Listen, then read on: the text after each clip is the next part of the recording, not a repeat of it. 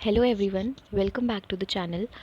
तो ये थोड़े से लेफ़्ट ओवर टॉपिक्स हैं जो कि हिंदुइज़्म फ़िलॉसफ़ी से पूछे जाते हैं, लेकिन मुझे समझ नहीं आया कि मैंने किस कैटेगरी में डालूं बिकॉज़ ये कुछ अलग टॉपिक्स थे। तो मैंने सोचा ये अलग से आपको करा देने चाहिए। सबसे पहले आता है कॉन्सेप्ट ऑफ भाव्स इन सांख्य फ़िलॉसफ़ी। तो भाव क्या होते हैं सांख्य योगा के अकॉर्डिंग? बेसिकली ये एट्रीब्यूट्स हैं, ये क्वालिटी है हमारी बुद्धि की, ठीक है। या हम बोल सकते हैं इमोशंस या फीलिंग्स भी हम इन्हें कह सकते हैं। हम कहते हैं ना कि अपने भाव को कंट्रोल में करके रखो, मतलब अपने इमोशंस को, अपने फीलिंग्स को कंट्रोल में करके रखने की बात होती है। तो सांख्य फ़िलॉसफ़ी में बताया गया है कि जो बुद्धि है उसके ये 8 तरीके के भाव उसके अंदर होते हैं और ये 2 कैटेगरीज़ में बांटे गए हैं।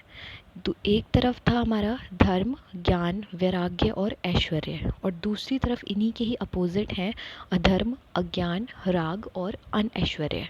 तो आपको सिर्फ इतना याद रखना है कि जो भाव्स हैं, भाव्स की बात हमें सिर्फ सांख्य फ़िलॉसफ़ी में ही करी गई है। ये सिर्फ as a match the column आपके में पूछा जाता है कि भाव का कॉन्सेप्ट कौन सी फ़िलॉसफ़ी में आया है। फिर आता है हमारा प्रतिभा इन न्याय वैशेषिका।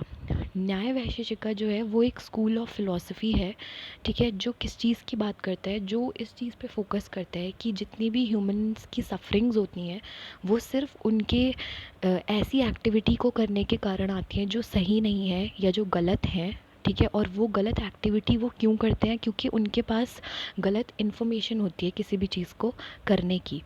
नाउ ये कहते हैं कि अगर आपको मोक्ष की प्राप्ति करनी है तो आपके लिए बहुत ज़रूरी है कि एक सही नॉलेज हो आपके अंदर, तभी आप मोक्ष की प्राप्ति कर सकते हो। तो प्रतिभा का मतलब होता है किसी भी तरीके की ऐसी नॉलेज जो बियॉन्ड सेंसेस है हमारे। बियॉन्ड सेंसेस का मतलब क्या है कि हमारे जो सेंसेस हैं वो भी उसे परसीव ना कर पाएँ, इतनी ज़्यादा बड़े लेवल की नॉलेज। इसीलिए यहाँ बोला गया है कि सेंशियस नॉलेज होती है जिसे हम प्रतिभा कहते हैं। लास्ट है हमारे पास प्रजना का कॉन्सेप्ट इन पतंजलि योग सूत्र। सो ये जो कॉन्सेप्ट ऑफ प्रजना है ये हमें योग दर्शन में देखने को मिलता है, सूत्र 1.48 में, जहाँ महर्षि पतंजलि कहते हैं ऋतंबरा तत्र प्रजना। इसका मतलब क्या है? इसका मतलब है कि ये जो स्टेट है कॉन्शियसनेस की, ये ट्रुथ बियरिंग है। ट्रुथ बियरिंग मतलब इसमें सच्चाई है। तो इस सूत्र में ये कहा गया है कि प्रजना जो है वो सबसे हाईएस्ट फॉर्म है नॉलेज का, और प्रजना जो है ये हाईएस्ट तो है ही है, साथ में ये सत्य भी है। अब इसका हम एग्जाम्पल कैसे मान के चलेंगे कि फॉर एग्ज़ाम्पल आपको पता है अगर आप 2 को 2 से ऐड करोगे तो आपको 4 ही मिलेगा, इसके अलावा तो कुछ नहीं मिलेगा।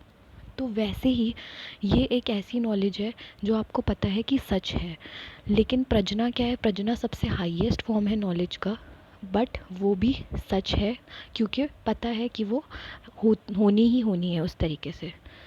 सो फाइनली गाइस, हमारा जो ईस्टर्न फ़िलॉसफ़ी में हिंदुइज़्म का पार्ट था वो यहाँ पे ख़त्म होता है।